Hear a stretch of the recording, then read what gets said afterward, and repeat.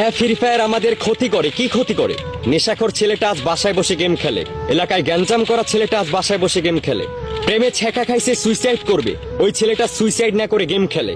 যেই ছেলেটা বাসায় সবার বকা শুনতো কাজবাজ করে না দেখে, ওই ছেলেটা আজ লাইভ স্ট্রিম করে মাসে 3-4 লাখ টাকা ইনকাম।